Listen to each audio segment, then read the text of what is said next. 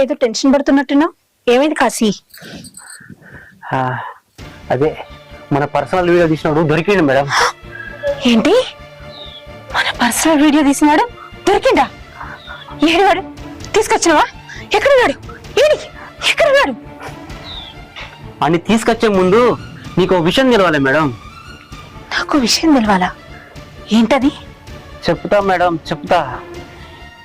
మన personal video తీసిన అన్న నీతోటి పాటు పోటీ చేసిండట సర్పంచ్కి.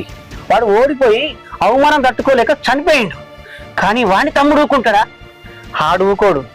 కాబట్టి ఆడ ఆ వీడియో తీసి పబ్లిక్ లో పెట్టి అంత వైరల్ చేస్తుండు. ఎవరా తమ్ముడు?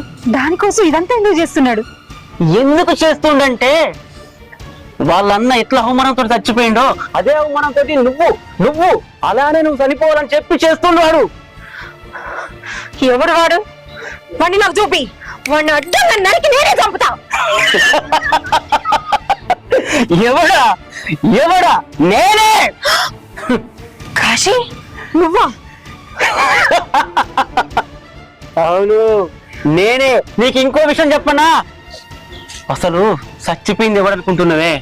నా అన్న. అవమానం భరించలేక చచ్చిపోయిండు నా అన్న. నువ్వు చేయబట్టి ఆ వీడియో తీసింది నేనే. నీ పరువు పోయేటట్టు చేసింది నేనే. ఆనాడే ఈ అవమానం భరించలేక నువ్వు చచ్చిపోతావు అనుకున్నా. కానీ నీ కొడుకొచ్చి నిన్ను బతికిచ్చిండే. లేకపోతే నువ్వు ఆనాడే తప్పు. నన్ను నమ్మించి మోసం చేసావు కదా. నేనే చంపుతా. నువ్వేంది నన్ను చంపేది? నేనే నిన్ను చంపుతా.